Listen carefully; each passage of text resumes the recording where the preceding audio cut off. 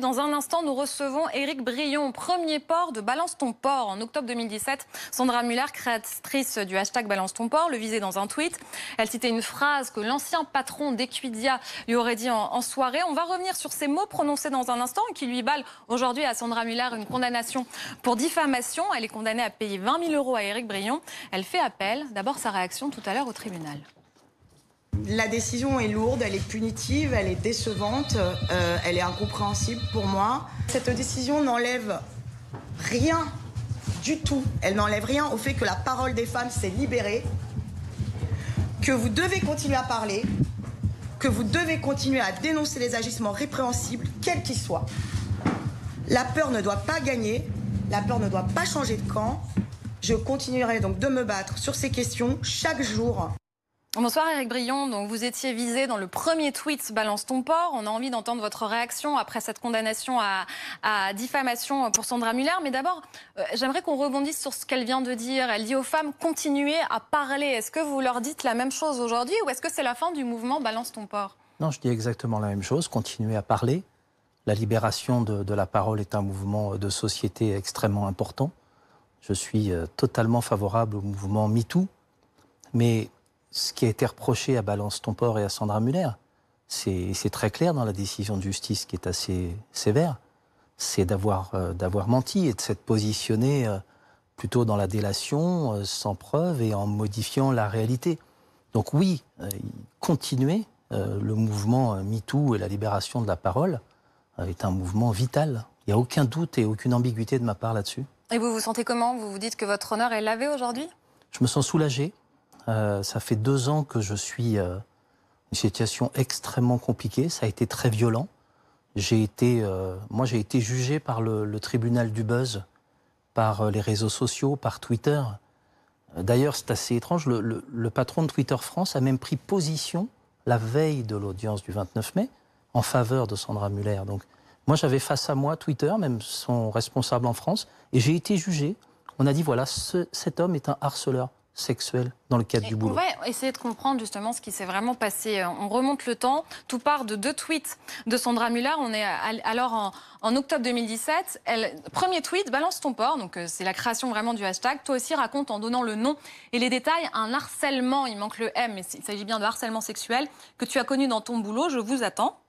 Le deuxième tweet arrive, on va le voir. Tu as des gros seins, tu es mon type de femme, je vais te faire jouir toute la nuit. Elle ferme les guillemets. Éric Brion, ex-patron d'Equidia, hashtag Balance ton port. Vous êtes Éric Brion. Elle est aujourd'hui condamnée pour diffamation. Qu'est-ce qu'il y a de faux dans ce qu'elle a écrit? Alors, ce qu'il y a de faux dans ce qu'elle a écrit, c'est que déjà, elle m'accuse de harcèlement sexuel au boulot. Ce qui est faux, c'est que je n'ai jamais, et nous n'avons jamais travaillé ensemble. Donc le harcèlement sexuel professionnel, il n'est pas constitué, il n'existe pas. Et le harcèlement aussi, c'est très différent d'une drague lourde, pour laquelle je me suis excusé. Les mots qui sont cités, tu as de gros seins, tu es mon type de femme, je vais te faire jouir toute la nuit, ça vous l'avez dit? Je les ai contestés, j'ai dragué Sandra, et quand elle m'a dit stop, parce que le mot stop est en retard, elle m'a dit on arrête, je lui ai dit stop, ok, je lui ai dit je t'aurais. Donc c'est très différent. Voilà, c'est extrêmement différent. Je suis absolument pas fier de ces propos. C'est offensant de dire ça à une femme. Vous l'entendez, vous êtes père de famille. Si un homme dit ça à votre fille demain, évidemment, vous éprouverez de la rage sans doute. Mais évidemment, et j'en ai même eu contre moi-même très rapidement. Je me suis excusé, je me suis même excusé publiquement ensuite. Elle dit que vous ne vous êtes pas excusé directement à elle, vous l'avez entendu. C'est étrange parce que lors du procès, elle n'a absolument pas contesté tout ce que j'ai pu dire sur ce qui s'était passé, sur mes excuses. Donc voilà, moi je me souviens très bien de cette soirée, elle non, du lieu, de la date. Je dis simplement qu'à partir de là, ce qui est important, c'est qu'elle a été condamnée pour diffamation. Et que, ce qui est dommage, c'est que, au fond, Balance ton port est né, pour moi, à l'inverse de MeToo. MeToo, c'est le résultat d'une enquête journalistique, certaines de vos collègues aux États-Unis, extrêmement fortes, qui ont fait exploser le scandale Weinstein. Ce qui s'est passé avec Balance ton port, 5 jours d'ailleurs après le début de l'affaire Weinstein, comme par hasard, et 5 ans après cette fameuse soirée, c'est que elle a dit, voilà, cet homme est un porc, cet homme est un harceleur sexuel dans le boulot, il m'a harcelé dans le boulot. Et après, elle a essayé de faire l'enquête à l'envers, comme ça s'était passé dans MeToo. Le problème, c'est que ça n'a pas fonctionné, que tout ce qu'elle avait avancé n'a pas été prouvé, n'a pas été dans tout ce qu'elle a fourni pour le procès. Et donc, au final, elle a été condamnée assez lourdement.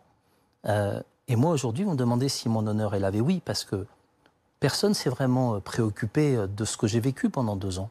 Vous avez vécu quoi? Une descente aux enfers? Oui, une descente aux enfers. Et d'ailleurs, j'aurais dû commencer par là. Je remercie BFM TV. Parce que c'est le seul média qui m'a appelé le lendemain du tweet pour vérifier que c'était vrai. Les autres médias, personne ne vous appelle? Personne ne m'a appelé. Pour avoir votre version? Personne. Alors aujourd'hui, tous, bien sûr, mais à l'époque, personne. Et moi, j'ai perdu à l'époque toutes les missions dans mon travail, toutes mes recherches d'emploi, parce que j'étais en recherche d'emploi, ont été annulées.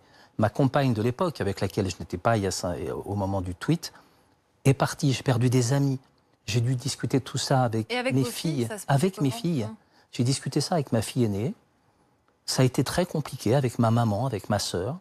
Quant à ma fille cadette, je l'ai épargnée. C'est pour ça que j'ai aussi pas beaucoup parlé, parce qu'elle est jeune. Elle avait 12 ans à l'époque des faits. Avec sa maman, on a décidé de la protéger. Et je lui en parlerai maintenant que le verdict est tombé. Mais ça, si vous permettez, c'est plus mon intimité. Et moi, j'ai vécu une véritable dépression. Je me suis retrouvé à tourner en rond, à regarder le plafond toute la journée, en me demandant ce que j'allais devenir pour une chose que je n'avais pas faite. Je n'avais pas commis ce harcèlement sexuel professionnel. Mettez-vous à la place d'un patron de médias qui voit ça. Est-ce qu'il va m'embaucher? Non. Et en plus, il y a eu des rumeurs, il y a eu des exagérations qui ont circulé. Tout ça a créé un nuage de fumée négatif pour moi. Vous espérez que votre vie change maintenant? Oui, je l'espère. J'espère que maintenant que la justice s'est prononcée, parce que c'est la vraie justice là qui s'est prononcée. Elle fait appel, hein, Sandra Müller. Oui, bien sûr, mais c'est son droit. Je dirais c'est sa chance parce que, vous savez, sur Twitter, sur les réseaux sociaux, il n'y a pas d'appel. On est condamné, on ne peut pas faire appel. Sandra Müller, elle a eu un vrai procès. Elle va pouvoir faire appel. J'irai très sereinement à cet appel, parce que je trouve que la décision qui a été prise... Vous voulez qu'elle supprime son tweet? Elle dit qu'elle va le faire. C'est ce que vous attendez impatiemment? Oui, elle va le supprimer, mais ça n'effacera pas tout le mal, tout ce qui est disponible. Quand vous tapez mon nom sur Google, vous savez, le mal, il est là, hein, il est fait. Et moi, si je me bats, c'est pour que tout ça disparaisse, c'est que dans 10 ans, 20 ans, 30 ans, mes petits-enfants puissent se dire bah non, c'était pas un porc, notre grand-père, c'était pas un harceleur sexuel au boulot. C'est pour ça que je me bats. Qu'est-ce qui vous a donné envie de vous battre? Vous dites j'ai été dépressif. Est-ce que vous avez pensé au pire ou est-ce que tout de suite vous vous êtes dit je me mets en position de combat? Ce qui m'a donné envie de me battre, c'est que c'était injuste et que c'était faux. Et que je me suis dit on peut pas, même si je peux comprendre, j'ai essayé de comprendre le ressenti de Sandra Müller, mais ça, on ne peut pas on peut pas remettre en cause la vie d'un homme ou d'une femme comme ça en quelques mots sur Twitter. C'est ça, j'ai trouvé ça injuste parce que c'était faux. J'aurais pu, comme beaucoup d'hommes l'ont fait récemment, dire tout ça c'est faux, merci, au revoir, on n'en parle pas. C'est pas ce que j'ai choisi de faire. J'ai choisi d'aller me battre parce que j'étais sûr de mon fait, j'étais sûr de ce qui s'était passé. Et pendant tout ce temps-là, moi j'ai été considéré, y compris par Sandra Müller, comme un dommage collatéral d'une cause, là encore que je soutiens, et j'ai été instrumentalisé. J'ai été un objet pendant 2 ans. J'étais l'objet de ce mouvement contre moi, avec des personnes qui ne me connaissaient pas, qui m'ont insulté, qui ont mis mon nom partout. J'ai reçu des menaces. Je continue à recevoir des insultes. C'est ça que je vais expliquer. On ne peut pas massacrer les gens comme ça, y compris pour une cause aussi bonne soit-elle. Merci beaucoup, Éric Braillon. Merci d'être venu ce soir sur BFM TV. Et je vous remercie de m'avoir invité et d'avoir pu m'exprimer parce que depuis 2 ans, ça a été très peu le cas. Et je suis heureux de le faire chez vous parce que vous avez été là dès le premier jour. On a fait notre travail, on vous a tout de suite demandé votre version des faits. Dans un instant sur BFM TV, face à Duhamel, ce sera Natacha Polony et nous parlerons du débat sur l'immigration. A tout de suite.